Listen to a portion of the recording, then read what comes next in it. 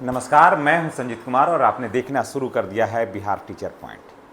दोस्तों, बहुत बड़े पैमाने पर प्रधानाध्यापक और प्रधान शिक्षकों का बहाली हुआ।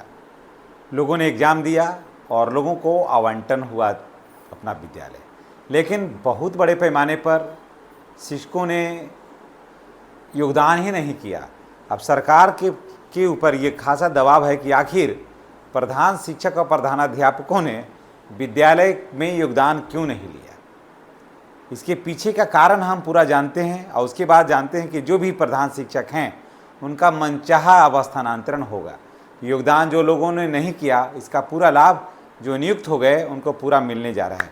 तो आइए शुरुआत करते हैं। अगर आप चैनल पर नए हैं तो जितने भी प्रधान शिक्षक या प्रधानाध्यापक हैं, तमाम भाई बहनों से मेरा गुजारिश है, निवेदन है कि आप अगर चैनल पर नए हैं तो चैनल को सब्सक्राइब कर लीजिए और बेल आइकन को दबाइए ताकि वीडियो का नोटिफिकेशन जो है वो आपको मिलता रहे।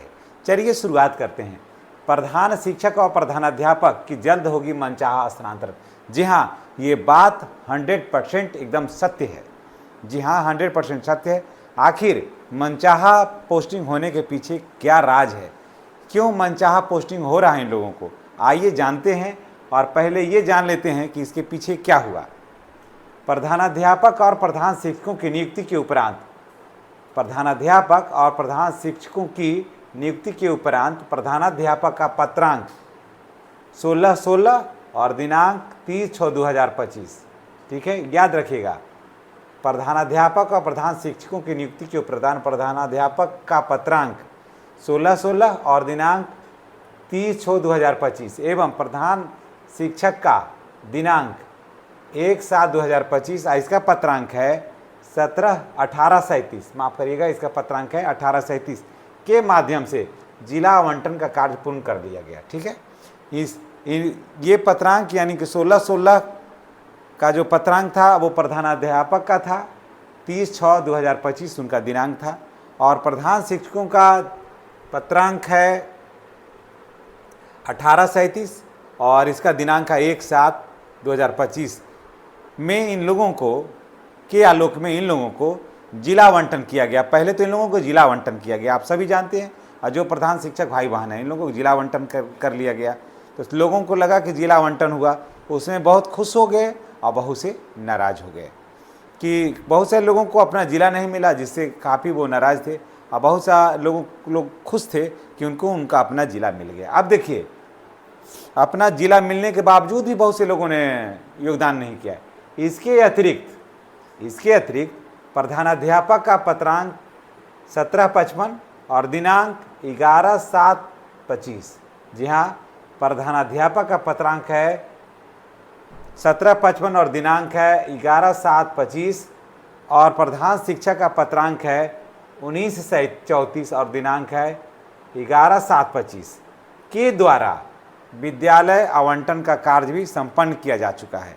यानी कि इन लोगों को इन पत्रांक और दिनांक के माध्यम से प्रधानाध्यापक और प्रधान शिक्षकों को विद्यालय भी आवंटन कर लिया गया। पहले उन लोगों को जिला मिला, उसके बाद जिला मिलने के बाद इन लोगों को यानी कि 14/7 तक 11/7 तक इन लोगों को विद्यालय मिल गया। प्रधानाध्यापक को और प्रधान शिक्षक को 14/7/2025 तक इनको अपना विद्यालय इनका भी मिल गया।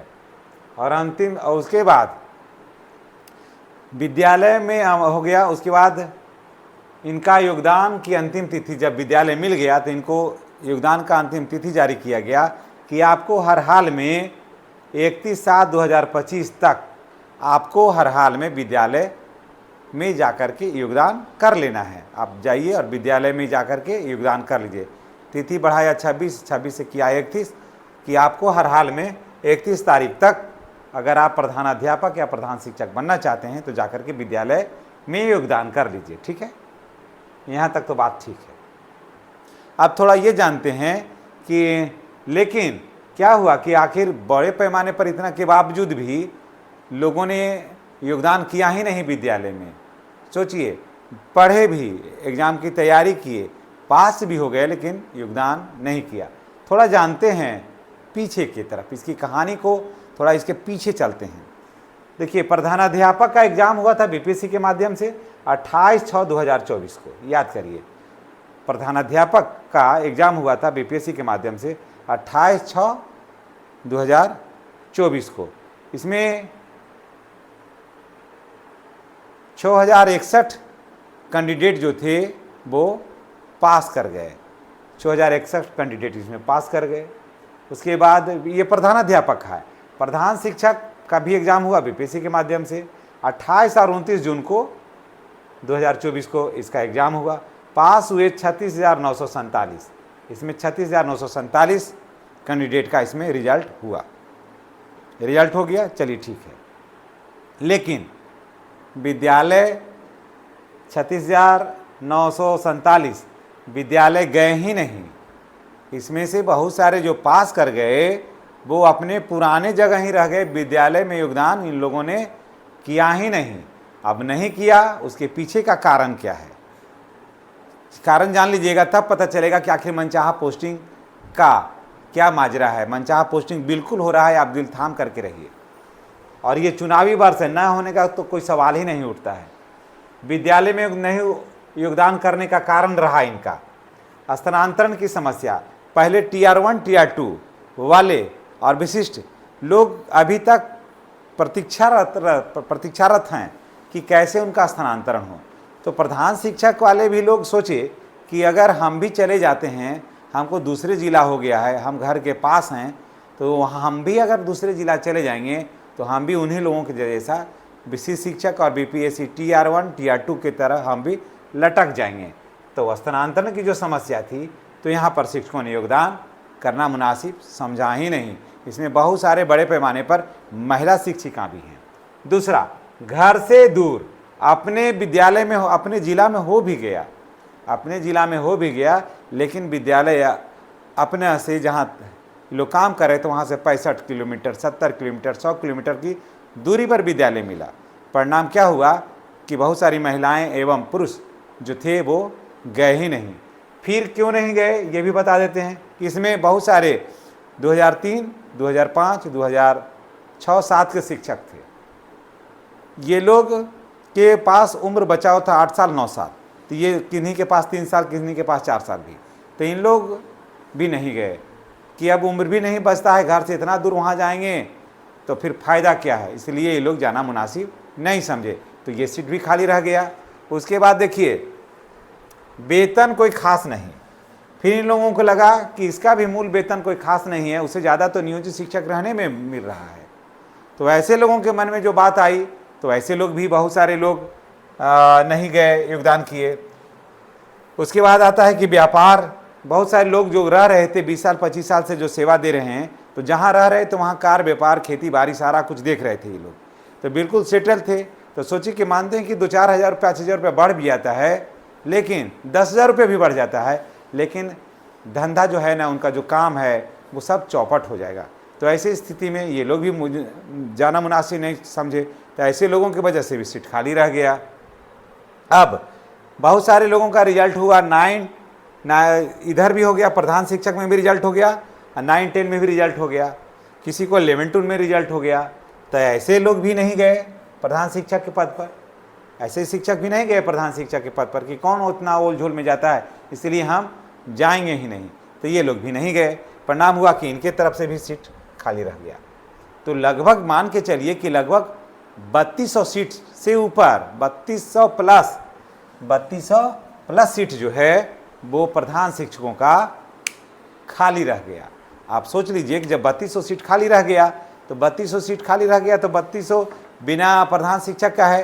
तो अब यही लोग डिमांड कर रहे हैं, और माननीय मंत्री ने भी डिमांड किया है कि जब सीट खाली है तो जो स्थानांतरण लेना चाहते हैं उनको वहाँ पर भेज दिया जाए, जो बचा हुआ सीट है वहाँ पर जाके भेज दिया जाए, या फिर उनको भी मौका दिया जाए जो दूरी के कारण नहीं जा रहे थे।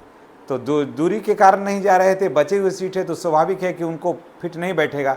लेकिन जिन्होंने योगदान कर लिया है, जिन्होंने योगदान कर लिया, अब उनको ये गोल्डन अपॉर्चुनिटी है कि ये चाहेंगे, ये चाह भी रहे हैं, तो इनको मनचाहा पोस्टिंग हो जाएगा। इसमें कोई प्रॉब्लम नहीं होगा इनको मनचाहा पोस्टिंग पाने में, समझ गए। तो इसलिए जितने भी प्रधान शिक्षक हैं या प्रधान अध्यापक हैं उनको अगर घर से दूर हो गया है पोस्टिंग, घर से दूर विद्यालय है, तो वो घबराएं नहीं।